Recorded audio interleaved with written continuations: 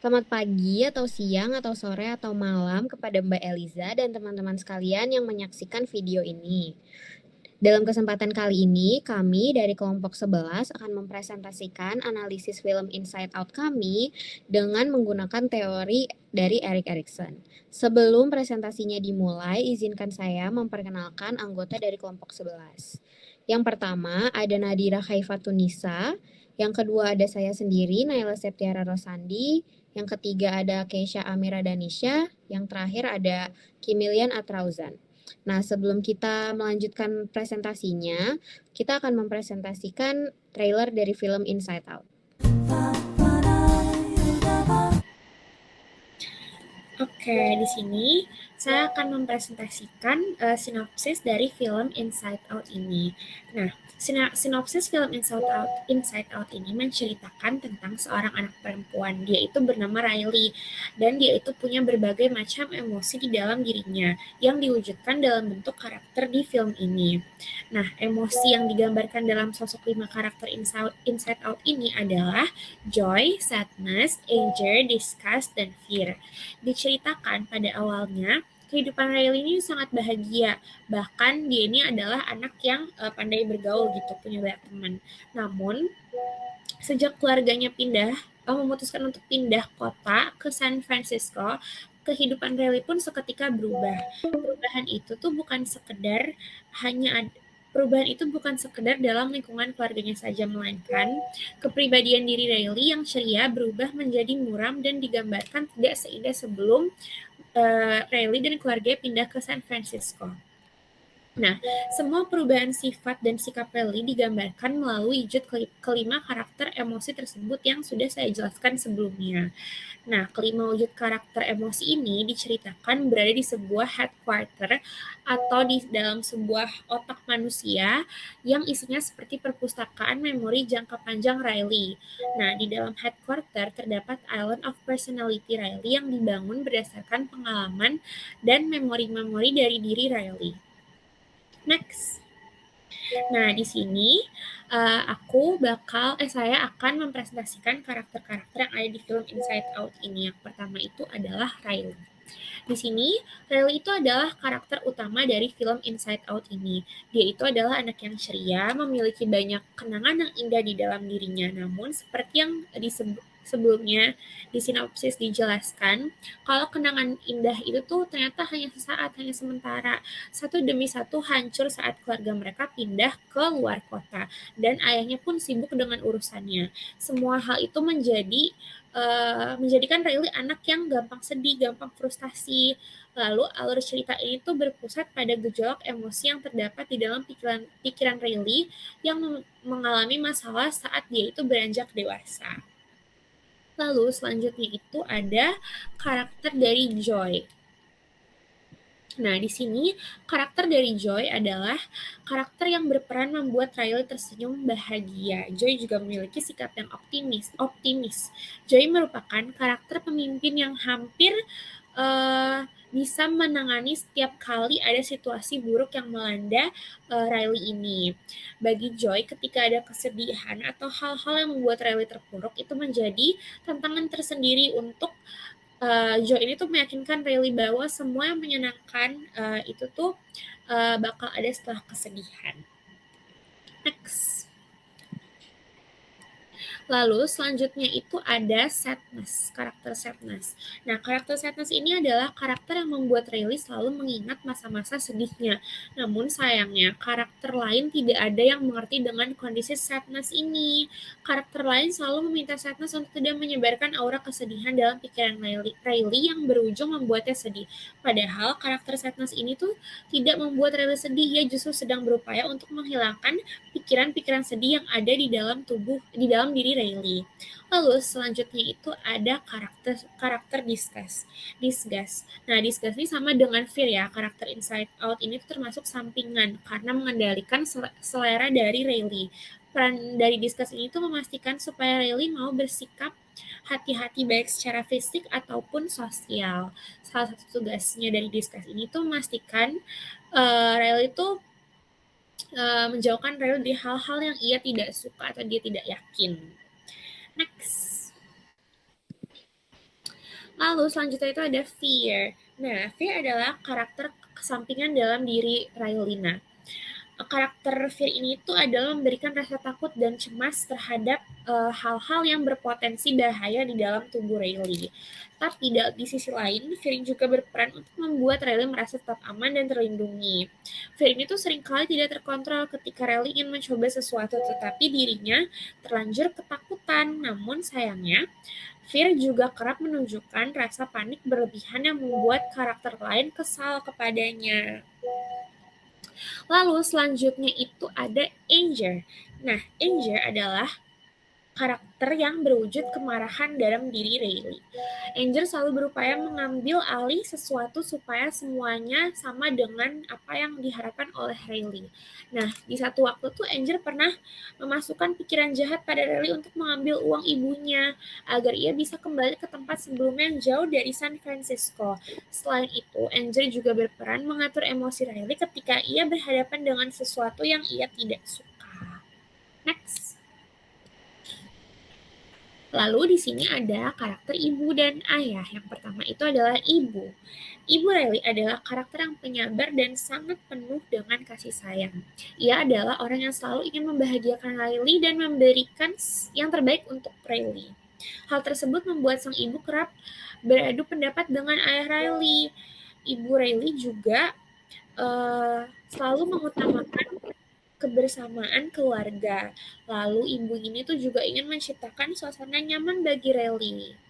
Lalu selanjutnya itu adalah ayah.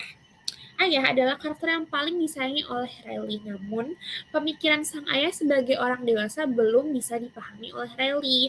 Terlepas dari hal itu, sang ayah menyayangi Riley dan sebagai ayah ia ingin memberikan yang terbaik untuk putrinya. Oke, selanjutnya kita masuk ke materi ego dalam pasca aliran Freud. Yang dimana ini ada pengaruh masyarakat, seperti yang kita ketahui, kalau yang kita pelajari sebelumnya tentang ego si Freud itu kan ngejelasin pas di masa kanak-kanak yang ngedorong dorongan terus juga tuntutan moral superego. Kemudian kalau pasca aliran Freud milik si Erikson, ini tuh memperluas lagi menjadi perkembangan psikososial yang ada 8 tahap itu. Nah, pasti di setiap tahap itu tuh pasti ada suatu krisis yang harus diselesaikan demi mencapai perkembangan yang sehat bagi si anak. Nah, misalkan kayak tahap pertama, kepercayaan versus ketidakpercayaan pada bayi. Nah, bayi yang diasuh dengan penuh kasih sayang, perhatian akan mengembangkan rasa percaya dirinya. Sedangkan sebaliknya, bayi yang ditelantarkan akan mengembangkan rasa ragu-ragu. Nah, kemudian misalkan tahap yang kedua, otonomi versus rasa malu dan keraguan. Di sini tuh balita yang didorong untuk mengeksplorasi dan belajar mandiri akan mengembangkan rasa otonomi. Sedangkan balita yang dikritik secara berlebihan atau yang akan dikritik akan mengembangkan rasa malu dan keraguan diri. Kemudian yang tahap ketiga nih misalkan inisiatif versus rasa bersalah. Anak-anak prasekolah yang didorong untuk mengambil inisiatif dan mencoba hal-hal baru akan ngembangin rasa inisiatifnya nih. Dibandingkan dengan anak-anak yang dikritik, sering dihukum karena mencoba hal-hal yang baru, ngembangin rasa bersalah. Boleh di next. Nah, di sini tuh pengaruh masyarakat dalam pembentukan ego. Riley harus beradaptasi dengan berbagai perubahan dalam hidupnya, seperti pindah ke kota baru dan memulai sekolah barunya. Di sini Riley pindah kota, pindah rumah gitu kan, pindah sekolah juga. Nah, perubahan-perubahan yang dialami Riley memicu berbagai emosi dan Riley pun harus belajar untuk mengelola emosinya dengan cara yang sehat. Setelah pindah ke San Francisco, Riley sebenarnya merasa sedih dan tertekan, namun dia berusaha untuk menutupi kesedihannya dengan menampilkan wajah yang bahagia. Boleh di next. Nah, di sini ada scene rumah baru Riley.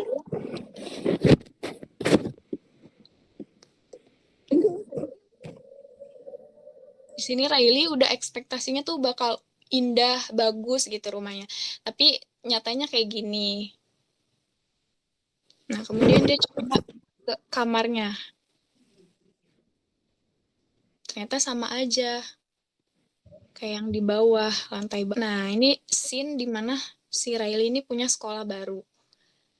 Di sini tuh dia habis cerita tentang masa masa dulunya di Minnesota. Kan dia udah pindah ke San Francisco kan. Nah, di Minnesota itu tuh banyak kenangan indah sama teman-temannya, terus juga kayak masyarakatnya tuh lebih bahagia gitu lah dibanding dengan sekolah baru, kota barunya San Francisco gitu. Di sini Riley sedih gitu. Terus juga gurunya ngertiin, ya kita juga paham kok gimana rasanya di tempat baru gitu. Boleh di next? Oke, selanjutnya kita masuk ke dalam ego dalam pasca aliran Freud. Jadi yang pertama itu ada ego ideal. Nah, konsep ego ideal pada Riley ini tuh dapat terlihat dalam bagaimana si karakter Joy ini tuh berperan dalam membantu Riley untuk menjaga hubungan yang positif dengan kenangan dan nilai-nilai penting dalam hidupnya. Joy ini tuh mencoba untuk memastikan bahwa kenang-kenangan yang membangun ego ideal Riley ini tuh seperti kenangan bahagia bersama keluarganya di rumah yang lama gitu. Itu tetap terjaga dan dihargai. Nah, selanjutnya itu ada ego identitas. Riley ini tuh mencerminkan beberapa aspek dari ego identitas. Nah, Riley mengalami perubahan signifikan dalam identitasnya karena dia kan pindah ke sebuah kota yang baru nih ya. Perubahan ini tuh memicu konflik internal dalam dirinya Riley yang nantinya itu tercermin dalam perjuangan yang dihadapi oleh karakter-karakter emosi yang ada dalam diri Riley untuk mencoba memahami perasaan dan tindakannya Riley gitu. Nah, Joy ini tuh berperan penting juga dalam membantu Riley untuk menjaga keseimbangan dan integritas identitasnya. Meskipun Riley mengalami kesulitan dalam menyesuaikan diri dengan perubahan dan dia akhirnya memahami bahwa perasaan sedih dan perubahan adalah bagian dari tumbuh dewasa. Ini tuh mencerminkan upaya untuk membangun identitas yang kokoh dan memahami bahwa perkembangan pribadi melibatkan pengalaman emosional yang beragam. Halo, di sini aku ngelanjutin presentasinya, masuk ke bagian epigenetic principle atau prinsip epigenetik. Nah, di sini aku mau ngejelasin dulu sedikit tentang epigenetic principle.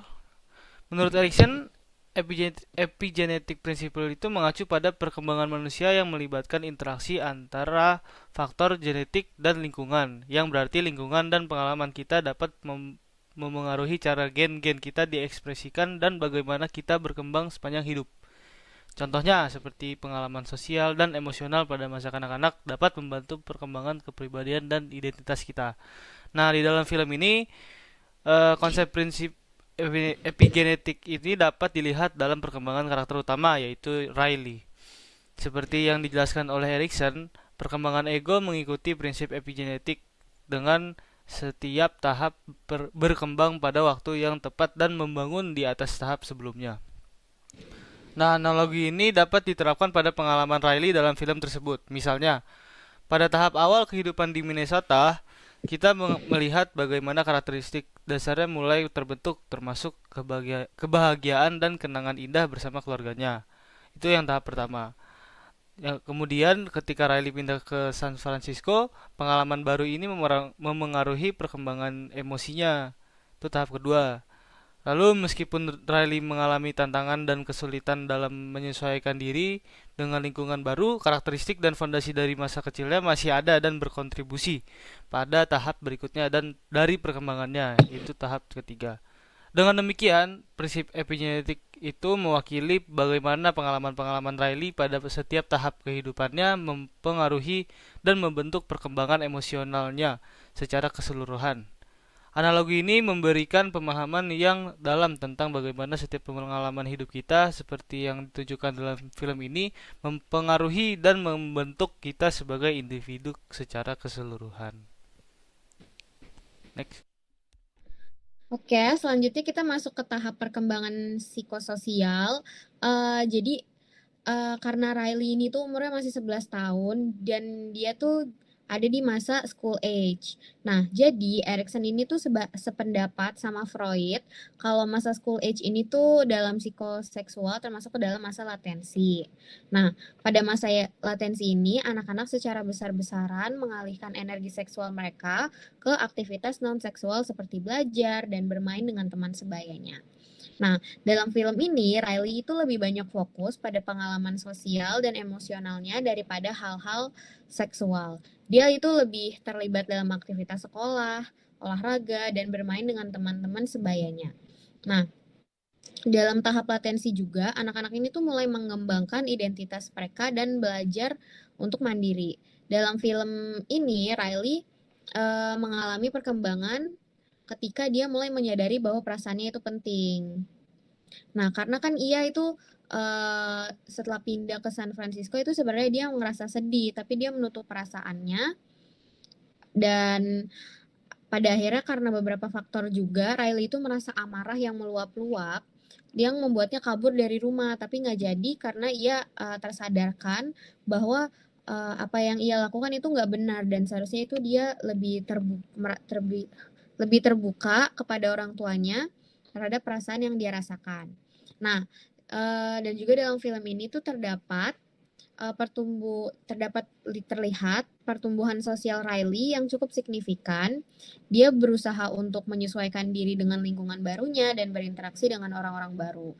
Nah, ini tuh terlihat bagaimana saat sampai di San Francisco, Riley sedang menyiapkan rumahnya dengan keluarganya dan bercanda bersama, tapi terpotong karena urusan ayahnya. Riley ini berusaha menyesuaikan diri dengan menawarkan makan siang pizza dengan ibunya yang pada akhirnya nggak jadi karena tadi tuh kalau kita lihat di filmnya di memorinya Riley sebelum mereka sampai ke rumah baru mereka melewatkan toko pizza gitu.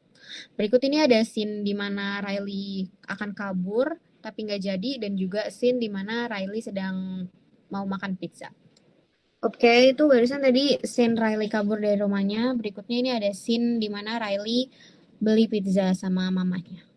Nah, selanjutnya kita masuk ke tahap perkembangan psikososial. Nah, dalam